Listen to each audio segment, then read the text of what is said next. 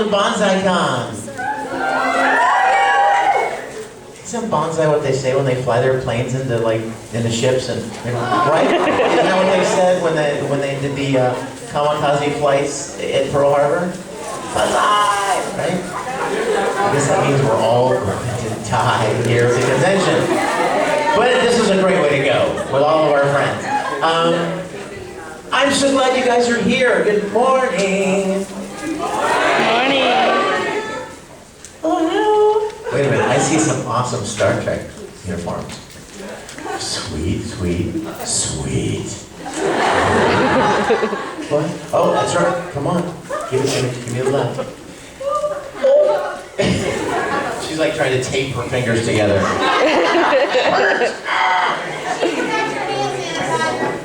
Nice. How many of you guys can do this? Okay, wait a minute. This will be more fun. How many of you guys can't do it?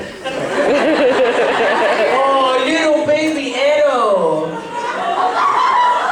Wow, you are tall. Stand up. No, stand up.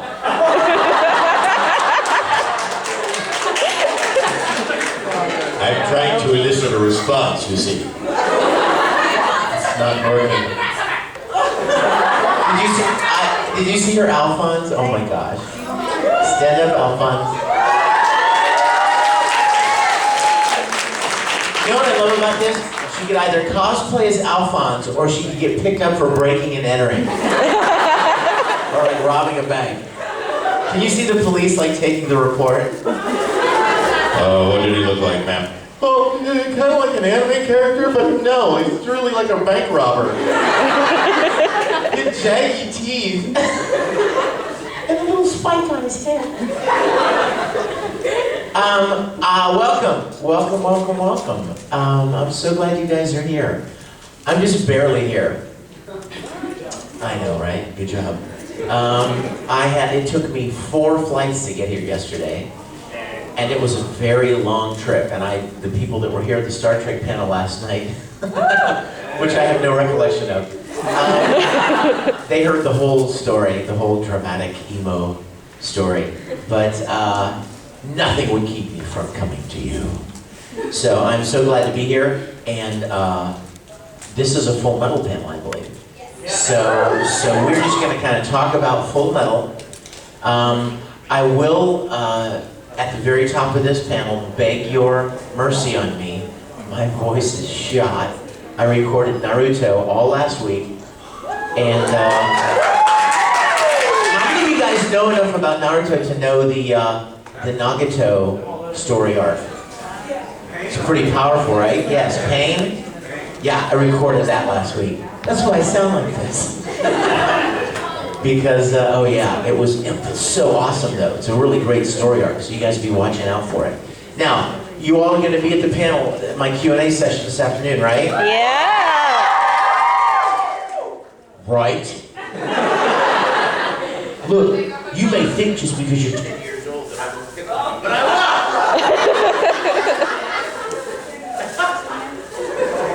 that didn't last long.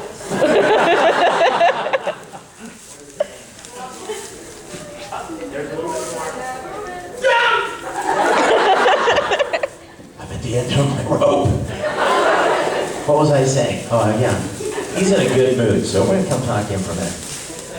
Dude, what's up? Why are you so happy? That's exactly the way I feel. If I gave you $1 million, would you say hi? Well, that's okay, because I don't have $1 million. He's playing with a fan. Okay, let's talk about Full Metal. But as I said, I'm kind of shot vocally, so I'll ask you please to spare me Ed Rants. Ask me please, don't ask me. Scream Bloody Murder. I'll let her do it because she's uniquely qualified to do that. You're so adorable. So I don't really sit down at tables. I just kind of walk around, so I can kind of be out here closer. So who wants to start us off with a good question about Full Metal Alchemist? Anybody? Yeah. What was your favorite line as a From Brotherhood. Wow. You know, there wasn't one specific line that I remember that I really enjoyed, but there was a specific moment that I really enjoyed. And it was in that last episode with Winry.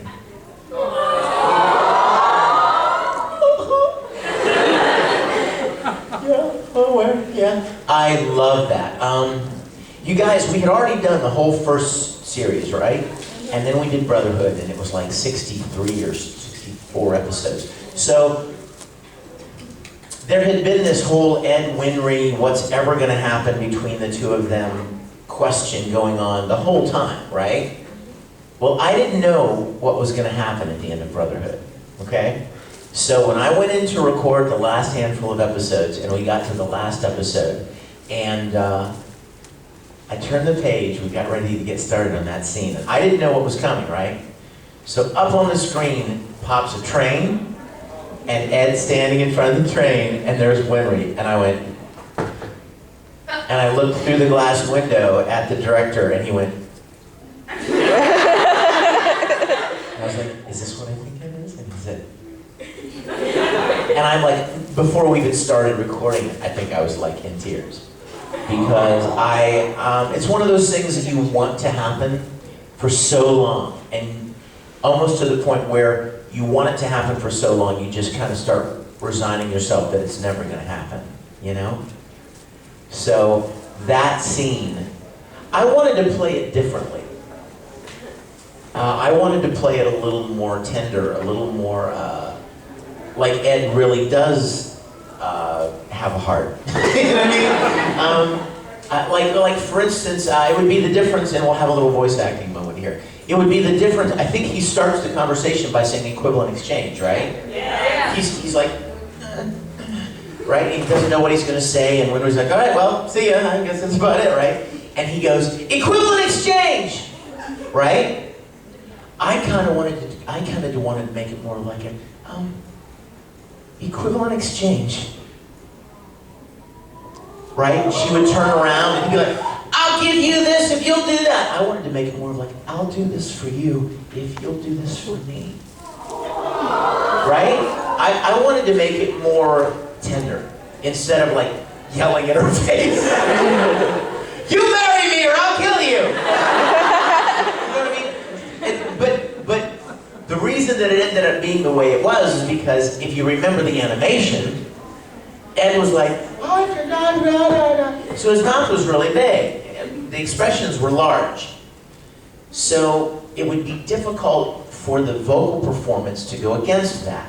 You know what I'm saying?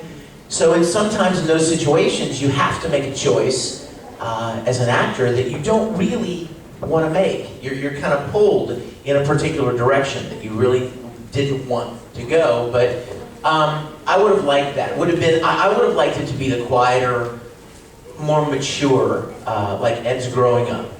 And instead of hiding behind the yelling and hiding behind the symbolism, like of equivalent exchange, and I'll have this and you have that. You know, I wanted to make it more of a like, I've really matured through what we've dealt with, and I know now how I feel about you, and I'm going to use equivalent exchange as kind of an image for imagery, but there's really a lot of love and heart behind it.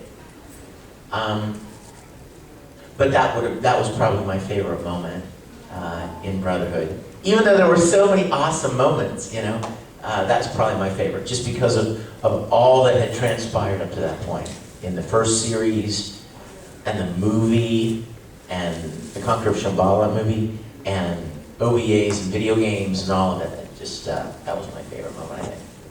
Question? Yeah. If I could voice any other character in Full Metal, who would it be? Well, don't ever tell him I said this. I think Mustang would be cool. I think Mustang is cool. Okay? There, I said it, right? Now I'm going to pray that God destroys all your video cameras. So you can't put that on YouTube.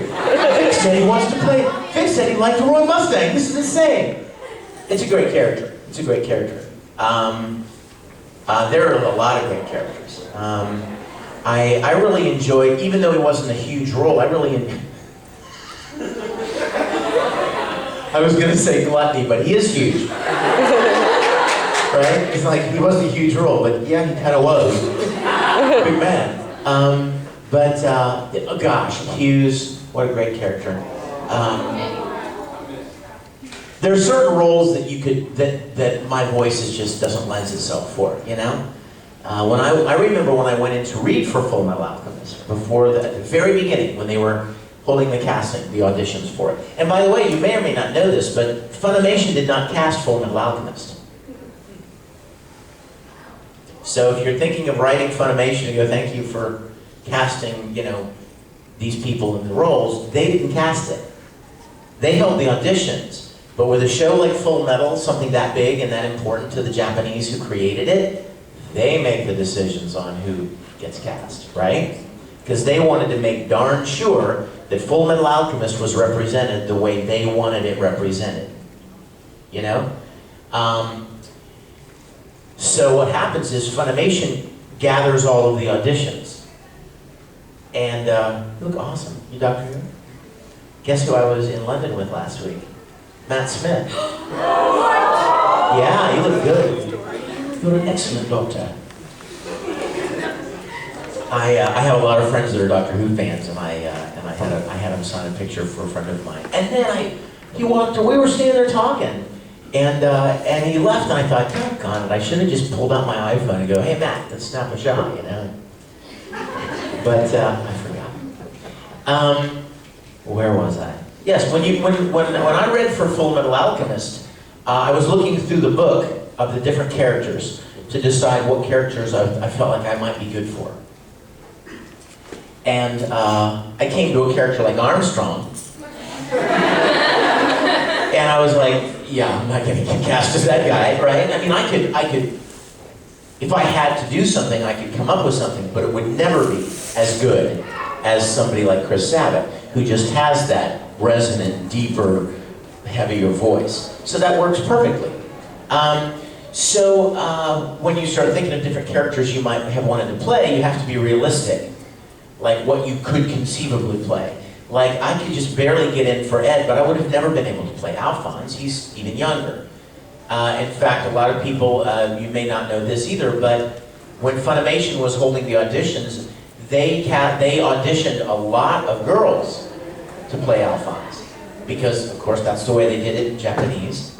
And they needed somebody who could sound like a younger boy.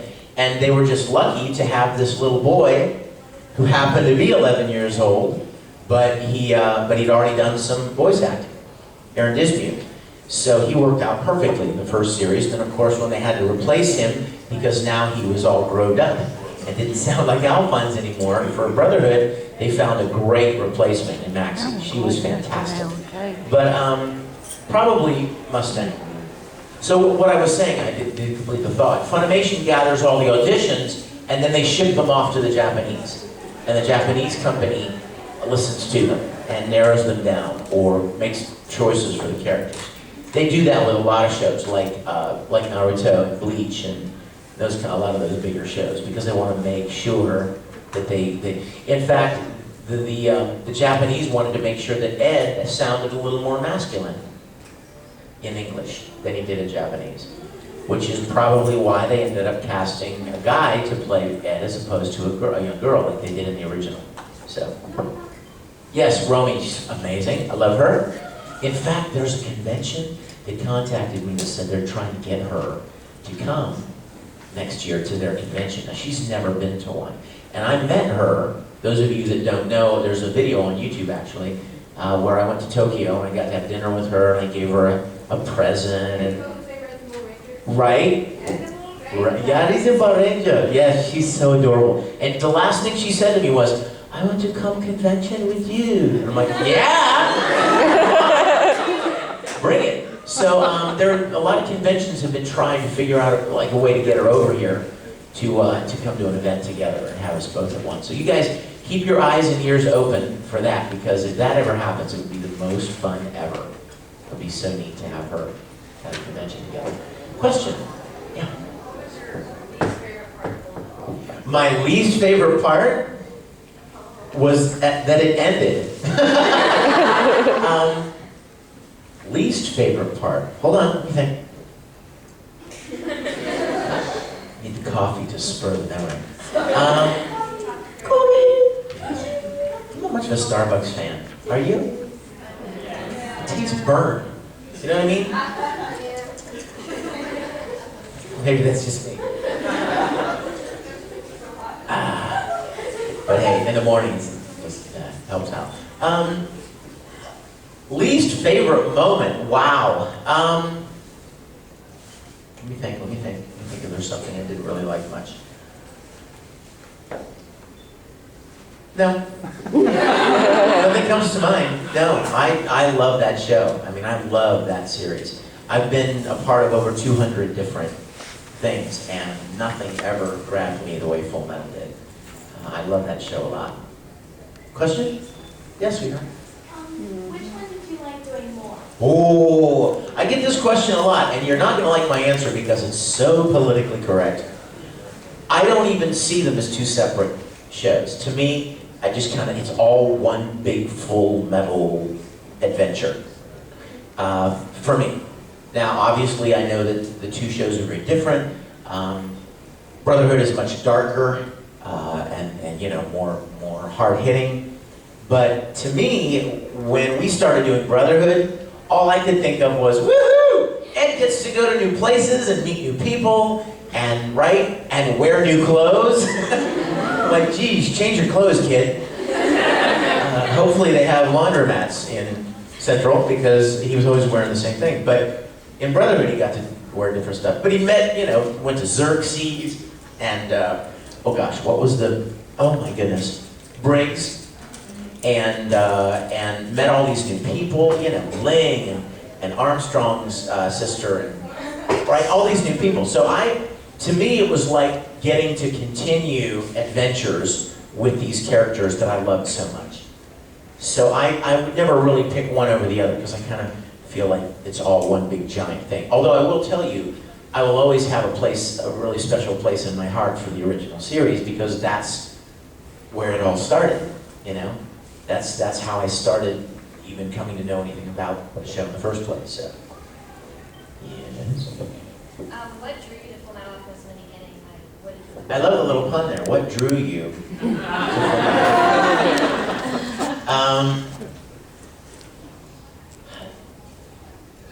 Nothing. You know, I would love to think of more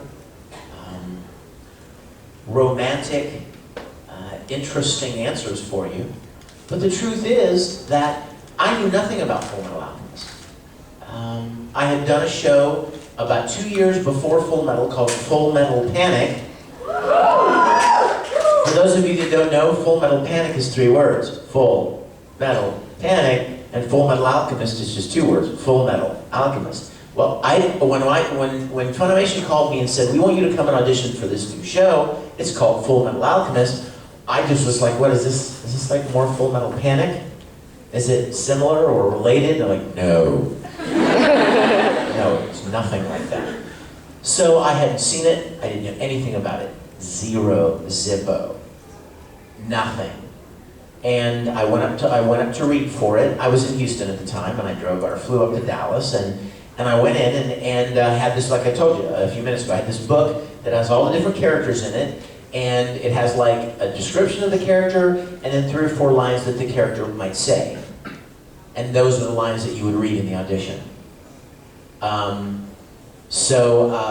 I was going through the book, and I was looking at the different characters and reading about them and their age, and looking at the picture and kind of getting an idea of, well, if I were to read for this guy, what would I do? How would I do it?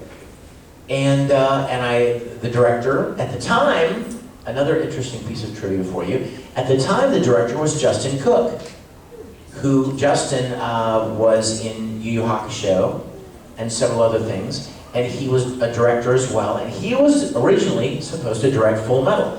And then he got promoted to the head of production, and so the directing job was allocated to Mike and Colleen. But at the time, Justin was holding the auditions, and he came out of the studio into the room where I was looking at the sides, and he said, "So do you see any characters you want to read for, that you like? What characters would you like to read for?" And I said, "Well, this one kid looks like fun. He's red coat, like a teenage kid." And he smiles and he says, "I'm glad you said that because I kind of thought you might be really good for him. And he was kind of somebody I had in mind I wanted to hear you read for." I was like, "Well, good, okay."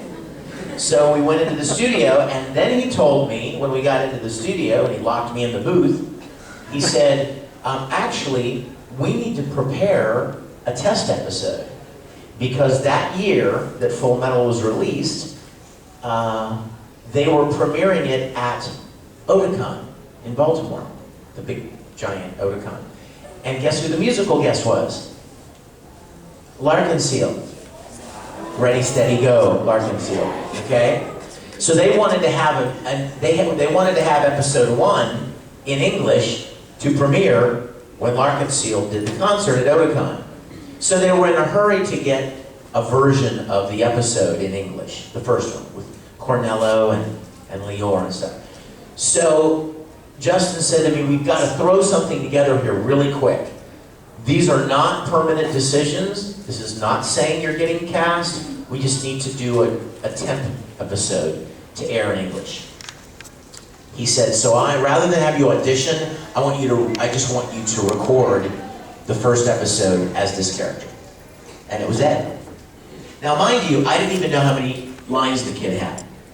For all I knew, he was, just an incidental character who shows up occasionally or something. I knew nothing about the show, nothing. So when we started recording, and like the first line in the show is Ed going, "Humankind cannot gain anything without first sacrificing something in return," right?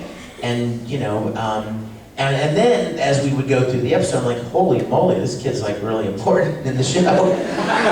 And that was the first time I even realized that he, like in Full Metal Alchemist, he was the Full Metal Alchemist. And then I started getting like, "Oh my gosh, it's a big character." And then I started getting emails from people telling me what a big character, what a big show it was, and how much of a fan base it had. And so that was how I got started. That was how I got into the show. There wasn't any like, what drew you to the show, or when did you decide you wanted to be a part? I just wanted to work. I just wanted to be a part of it because it was another chance to voice act, and I loved voice acting. By that point, I had done probably 30 or 40 shows by the time Full Metal came along. So I just really loved what I was doing and was hoping to get the chance to do it. Had no idea that the show would be popular or what the characters were like or anything. Question? Yes. Nissan? No, that's you. You're Nissan. Not a car. Nissan means brother in Japanese. Did you know that, sweetheart? Now you do. I want to hear you say, "Nissan." Say it quick. You have to say it. Oh, that's awesome. Don't be embarrassed. It'll be hard to ask a question if you won't talk. Yes, sweetie. Kind of a mixed question. What do you think would happen if Maki and Edward met?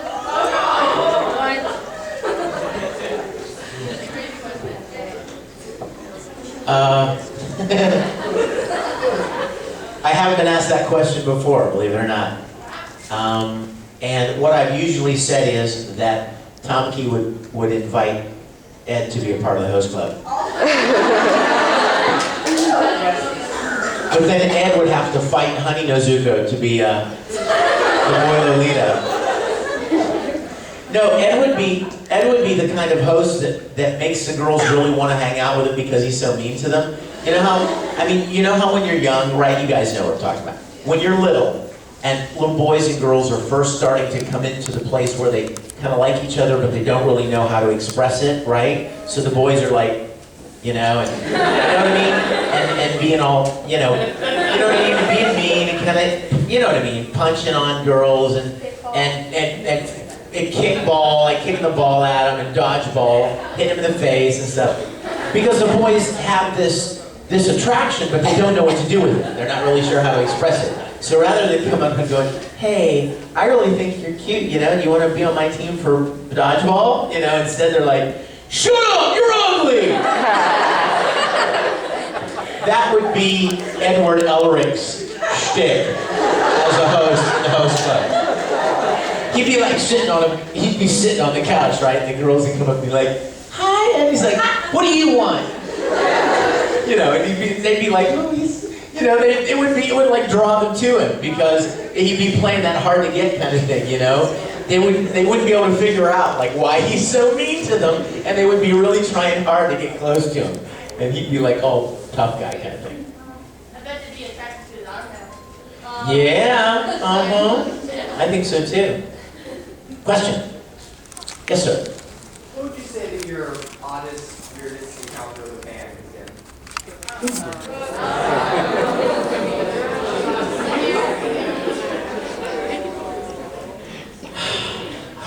I just remembered a new one. Yeah, thank you, Erica. You helped me remember last week, 2 weeks ago, at Anime Weekend Atlanta. Okay, so here's the story. Well, first of all, up until this point, I know that you guys have all heard the story about the hand-licking thing. Parents in the room, don't get scared. It's harmless. But a fan had asked me, begged me to let her lick my hand. And I'm like, oh, what? But it was kind of weird and scary, but it was funny at the same time. And in retrospect, it's just kind of a funny story. But then, and every time people ask me about that story, or about what the weirdest thing that's ever happened, I always want to tell them some different things, because other weird things have happened, for sure, but I can never think of them. And so I end up telling that one, and you guys are probably like, oh, there's that story again. Well, you know, it's the truth, you know? So, but 2 weeks ago, I was at Anime Weekend Atlanta, and oh my gosh, these pants. Okay, the pants that I'm wearing, right? I bought these pants at Anime Weekend Atlanta 2 weeks ago. And my beautiful friend back here, Erica, she was my guest relations helper at Anime Weekend Atlanta, and she happens to be here in Columbia, so she offered to help out with the convention this weekend. Give Erica a big round of applause.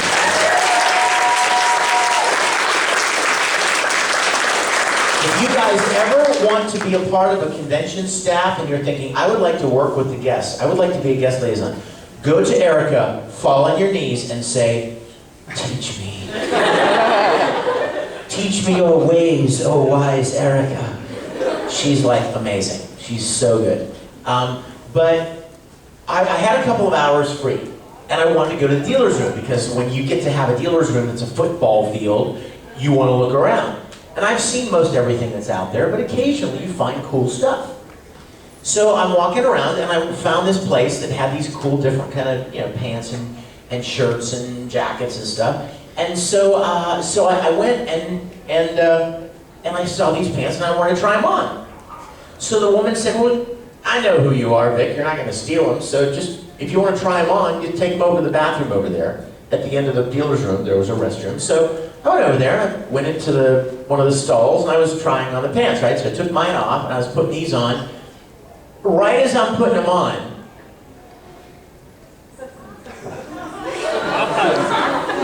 some guy goes like this.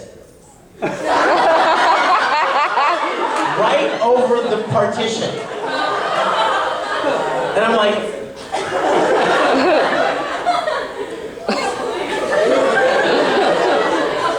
hey dude. What's shaking? And the guy he goes, oh hey, it's you! No, he said, oh, it is you! That's right. Inflection is very different, right? Because he had heard, because the security guy that was escorting me was standing at the door. And he said to me, he yelled like across the restroom, The security guy's like, how do they fit? And I'm in the stall, and I'm like, I'll tell you in a second. So the guy heard my voice, and so that's when he goes, it is you! I'm like, yeah, it's all of me. What are you doing? So, I tried to play it off and just like, hey, nice to see you here, man. That was a new weird story that I can add to the hand licking. There are lots of weird stories. And you know what the problem is? When you have so many weird experiences, you forget them. At the moment that it happens, you try to tell yourself, make a mental note. This is going to be funny to tell people someday at a convention. Somebody's going to ask that question, and you're going to have a new story to tell them. And then 3 weeks go by, and somebody asks you, and you're like, oh, I can't remember the story now. So, but I do remember that one. So, question? Yes, sweetheart. Me? What was your reaction when Brotherhood was, gonna happen and you were gonna voice in it? Like, when you found out, what was your reaction? My first reaction was like fear. Oh. Because as much as I wanted there to be more Full Metal, I was kind of scared because the first series was so good, I was afraid that, like, what if it's not as good? Which was a realistic possibility, right? How many times have you seen movie sequels that are just the worst movies ever, right? That's all I need to tell you. It was the same thing. It's like, okay, the first series was really good. You heard that, didn't you? Aliens. The first series was really good, but what if the second series isn't as good? And there are plenty of things that could go wrong, right? What if the story just wasn't as good? What if the animation sucked? What if the music wasn't anywhere near as good?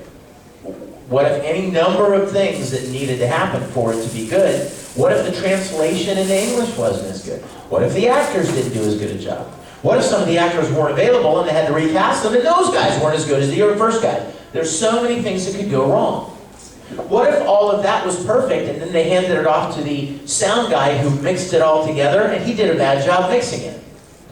There's so many things that could go wrong. So when we first heard that there was another series coming, my first reaction was kind of like, woo! Oh no. And I got a little bit worried because, and I've used this example before, but how many of you guys played Little League Baseball when you were little boys? Did any of you ever hit a home run over the fence? After you hit the home run, what happened the next time you went up to bat? What did everybody expect you to do? Hit another home run, right? See my point? It's like, the last one was so good, now everybody's expecting it to be the same. You're like, what if it's not?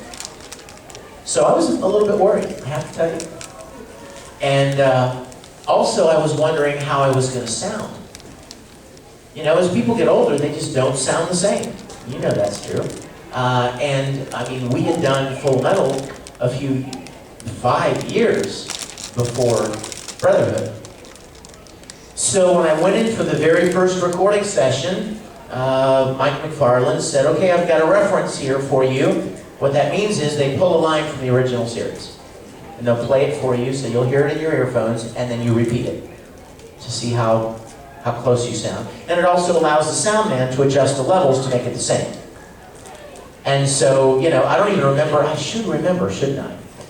I would love to think of what line it was. It was a classic Ed line. It was one of the, you got a good set of legs, Rose, you should get up and use them. Or something like that. And so they played the reference line, and I repeated it, and thank God, I sounded exactly the same. So Mike's like, great, perfect, sound just the same, let's go. And we started in on the first episode of Brotherhood. And within about 25 lines, I was like, I love this kid. I love this pipsqueak. Sorry. No offense. And so, and so very quickly, as we got going, it became very clear that it was going to be really awesome and fun. And thank you guys for enjoying it. I mean, if you'd have hated it, and all of the internet would have been resplendent with comments about how much it stinks and how it's the worst thing ever and they ruined it It can't even come close to the original. That would have been unfortunate. It would have been hard to deal with because I wanted it to be as good as you wanted it to be. So, and believe me, Mike McFarlane will tell you there were plenty of times where I did a line and he was fine with the performance and I wanted to do it again because I felt like I could do it better. I mean, there are certain little things in voice acting. They're so subtle, you guys, but they make a big difference. I'll give you an example. It would be the difference between, I was just so scared, Al. And I was just so scared, Al. Hear the little breaks in the tone? It makes it sound more vulnerable and a little soft, a little less sure of himself. That tiny little thing makes a big difference in the way that it hits you. So I would do something and the director would be like, that's fine. And I'd think, oh, can I do it one more time? I think I can do it better. And fortunately, Mike McFarlane is an actor himself, so fortunately, he's one of those kind of directors that'll say, sure, dude, give me another one. Because he knows that if the actor feels like he can do it better, by golly, let him try, right? You lose nothing by letting him try. If it doesn't come out as good, then you'll just use the first take. But it never hurts to try. Let the actor have a chance to try it again if he feels like he can do it better. Yes? Oh my gosh. See, I would love to, but who would I play? I mean, if they ever did a live action of Full Metal, first of all, we can all pray that it would not be Hollywood because they would destroy it like they destroy everything else.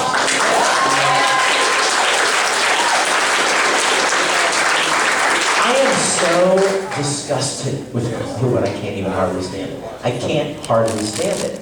All of the remakes and all of the crummy, stupid formula, what? Oh yeah, I saw Dragon Ball. And you know what? I certainly didn't pay for it. I saw it on an airplane for free. And it was worth every penny.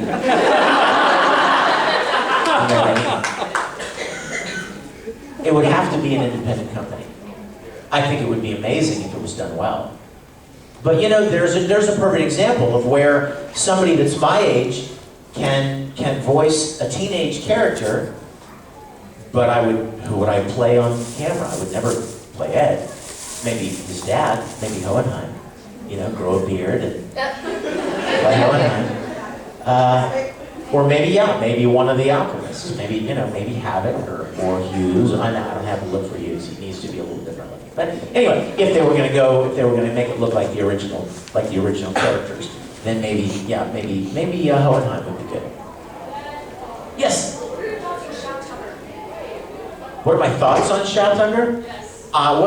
When I think of Shao Tucker, I think of Chuck Huber, who played Shao Tucker, and I love Chuck. Chuck and I are like brothers. In fact, Chuck is playing Dr. McCoy in my new Star Trek series, and I love Chuck, and I think he did the most amazing job as Tucker. A lot of people will be like, "Who's Chuck Huber?" I'm like, "Tucker." I'm like, oh, the creepy guy. Yep, that's him. Yes. Are there any upcoming animes that you wanted to take part of? Are there any upcoming animes that I want to? Yes, all of them. Of course, that doesn't ever happen. You know what, you guys? I love what I do. I bet you get that impression, don't you? I love what I do. And it has nothing to do with how much I get paid, because promise you, it's not much. Voice acting for anime is like the bottom rung when it comes to being compensated for voice acting work. There are people that do far less than we do that get paid far more than we do. As an actor, do you know what the easiest thing and the most fun thing to do would be? Would be to voice a character before it's animated. So that I would have the freedom to perform the lines however I wanted to, and then the animators had to draw the character to match my performance. Well, in anime, it's exactly the opposite, isn't it? The character's already drawn. You have to bring them to life with your performance, and you must do so in a already finished, strict, unchanging sequence of mouth movements. That's hard.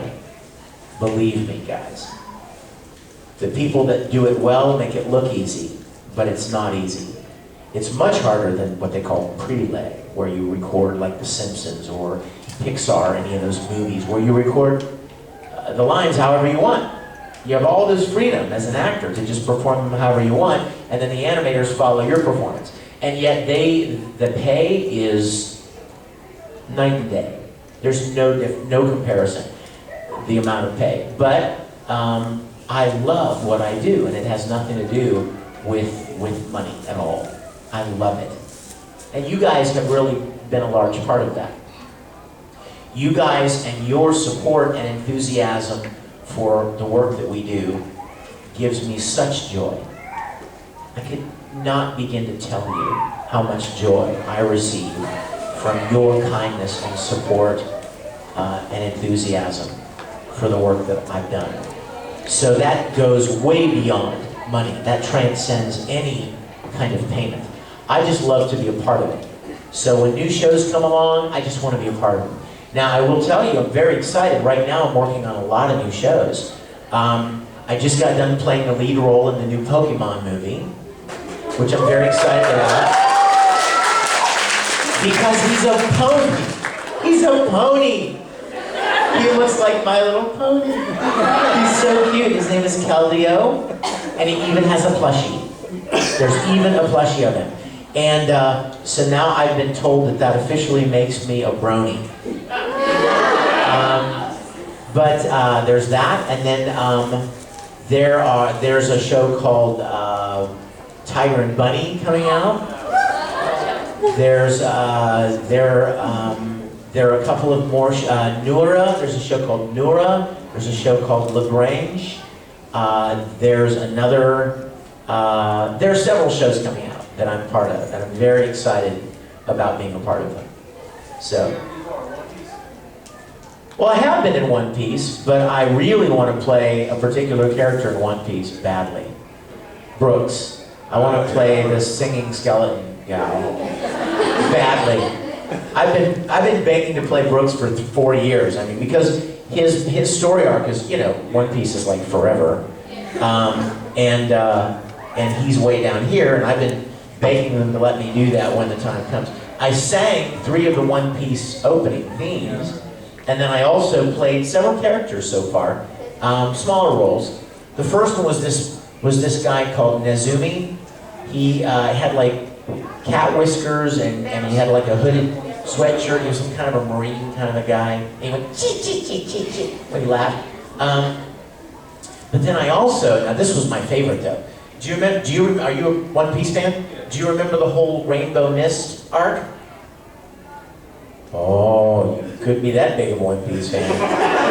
There was a whole story arc where they went into this Rainbow Mist. And in the Rainbow Mist, there was this town with this mayor, Mayor Wetton, who went around in this robot and he taxed everything. Sounds familiar? Taxed everything. Taxes, taxes, taxes, taxes. Oh, there's a tax for that. Oh, you did that, there's tax for that. And I played the mayor, I played Mayor Wetton, but then even more fun, I played the mayor's grandson. And then I played Mayor Wetton when he was a young boy. So I got to play these 3 characters. And it was a lot of fun. So, question? Yes. Wow, favorite highlights from Sacred Star of Milos. Well, I really love, you know what I love about movie versions of animes are the scope.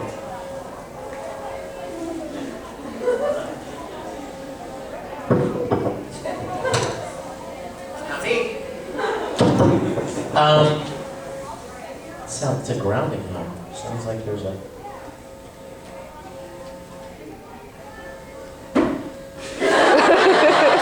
Everybody knows when you're not sure about something, just hit it a few times. What? Exactly. Sacred Star of Milos. One of the things that I love about motion picture, like movie versions of anime series, is that they're able to spend more time and money making them. So the animation, a lot of times, not always, but the animation is kind of bigger in scope. And I got that impression with Sacred Star of Milos. when Ed's lowering himself down into the town below, and just the vista, you know what I mean? Just the scope of it was really exciting for me. And you know what I think my favorite part of Sacred Star, to be honest was? How Ed was trying to hook Al up with what's her name? What was her name? Julia, yes. That was so funny. When we were recording it, at the end, you know, when Ed's like, you know, I'm gonna walk over here or something, whatever it was, and he was like, you know, Al, go and, you know, go talk to her, because he knew that Al liked her. I remember, like, when we were recording, every once in a while, I would do, you know, I would do some dumb line, like Ed's talking to Al, and I would say something like, you know, let me think. I would say something like, you know, come on, Al, you gotta get on that, man. You know, something. Make your move, dude. You know, so, you know, and watching it come out of Ed's mouth was pretty funny as he's talking to Al. But I loved him. I loved the first movie, by the way. I loved Conqueror of Shambhala. I've always loved that kind of historical kind of thing, and I love how they couched it in the late, like what it was like late 30s, leading up to World War II, and just all the historical, how it was intertwined with all the historical stuff that was going on. I love that kind of stuff. How are we doing on time? Oh, great liaison. The time is 15 minutes. It is. I could have even looked at my own phone. Yes. I was going to say, if you could see the football outfits cast of characters playing a sport, what would it be?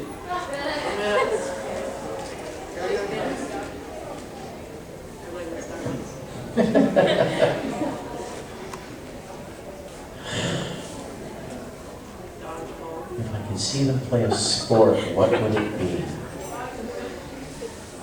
Dodgeball. That's a good answer, actually. I wouldn't see it now. Now I sound like a copycat to go with dodgeball, but I really like that. Any sport that forces them to work together, they would have trouble with, I think, you know. But what? Soccer. See, soccer. I mean, I love soccer. Oh my gosh. I mean, I played soccer all through high school and college, and I love soccer. But I don't see some of them having the skills. Actually, I like dodgeball. Yes. I think it'd be entertaining to see Ed play basketball. And by entertaining, you mean humiliating. All he needs to like dribble through people's legs and stuff.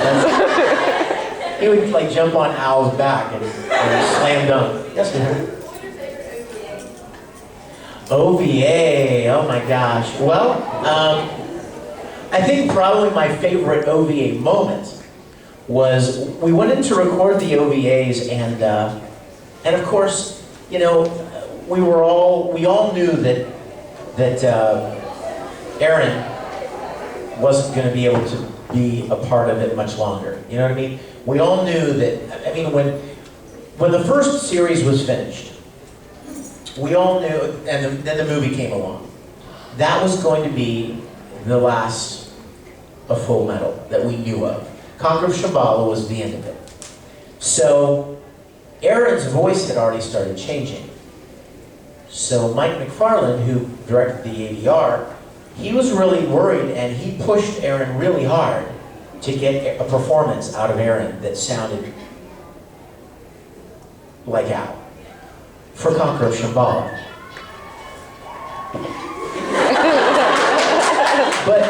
But once Conqueror of Shambhala was over, several months went by, and Aaron's voice was changing even more and more and more, and then they wanted to do the OVAs. So everyone was like, uh-oh, you know, there's no getting Aaron back now. I mean, he doesn't sound like that anymore. So Mike wanted Aaron to be a part, obviously, wanted Aaron to be a part of the OVAs. So he's like, okay, how are we going to do this? Because he doesn't sound like Al anymore. So when I was in recording the Chitty Party, I was in recording the OVAs, and Mike said, I have this idea. He said, I want you to say, hey, Al, what happened to your voice? I didn't even know what he was going to do with it. He just had me record that line. So then, of course, fast forward a couple of months when they released the OVAs, and I finally get to hear what Aaron's response to that was. I heard myself go, hey, Al, what happened to your voice? And Aaron said, it's called puberty, brother. Maybe it'll happen to you someday.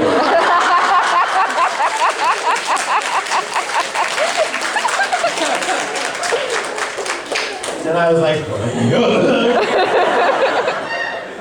if I had known. Question. Yes.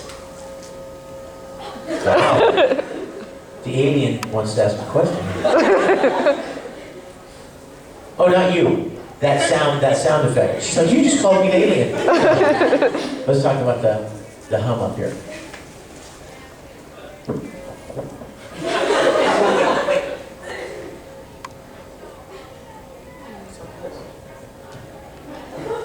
Interesting. I don't know how to read this. I tell you what, tell me this. Are there any other faders on the board up besides this one that I'm on right now? You know what I mean? Like the faders that control the volume. Yeah, there are 4. Turn them all down, except the one I'm on. I don't know which one we're on. One at a time. Turn one down, and now it's gone.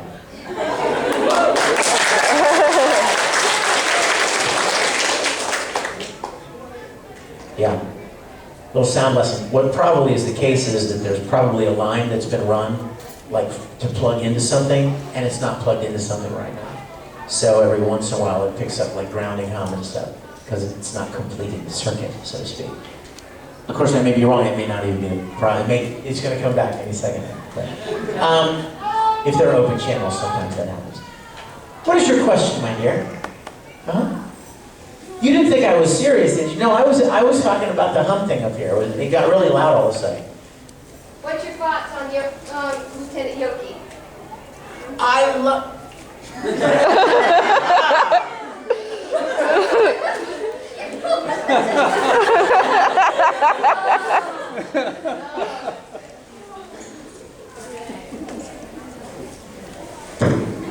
I love Yoki. You know what? For the longest time, that was my favorite episode. The Usewell coal mine, my favorite episode. I loved that episode. Yoki was so slimy and funny. I loved that episode. You look fantastic, teacher. Wow.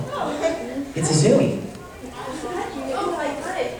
They kind of took it out of Brotherhood. It only showed like a small clip in the beginning, and then he plays a much bigger part in the end. So, What character are you talking about? Oh, Yoki. Yeah, I was kind of bummed out about that. Because like people who maybe didn't watch the first series wouldn't get what was so funny about him in the flashbacks. Well, they didn't intend for him to be as funny in Brotherhood. You know what I mean? You guys, I mean, as you all know, Brotherhood was based on the manga, right?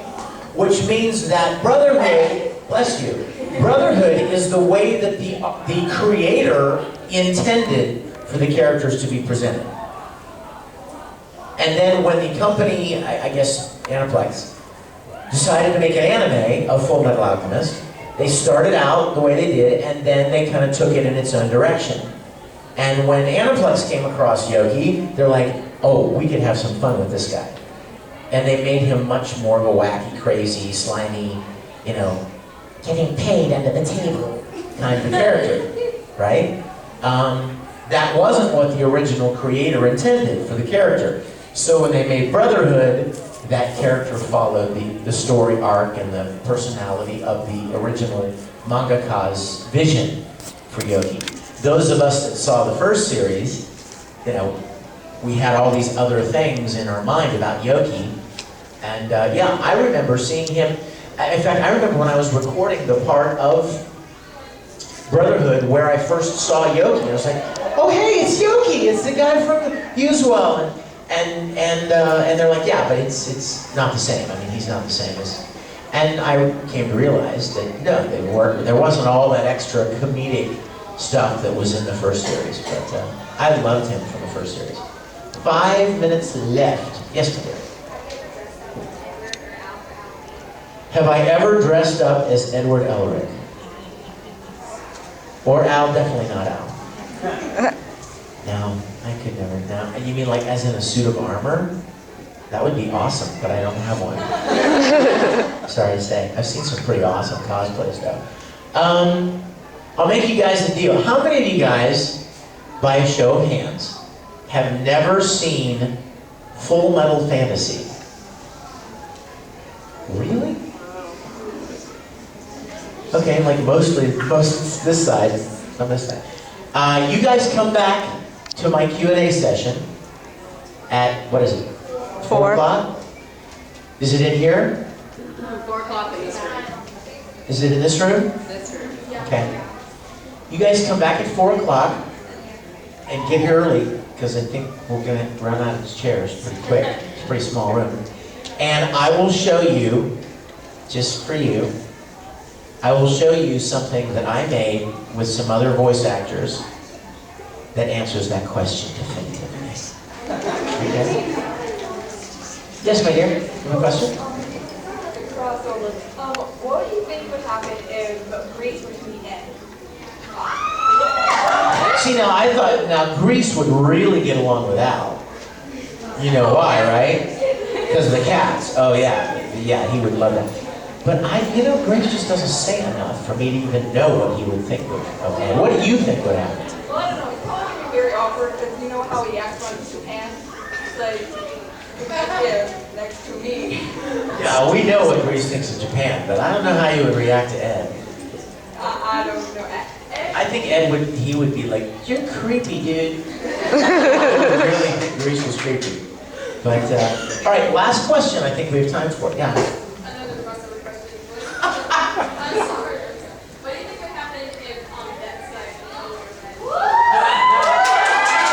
If that's like what? met Hughes? Because they're both like doting mothers.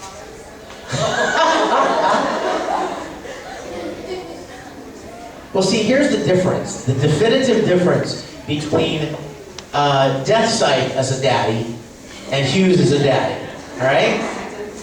They would meet up, and Hughes would be like, here's a picture of my daughter!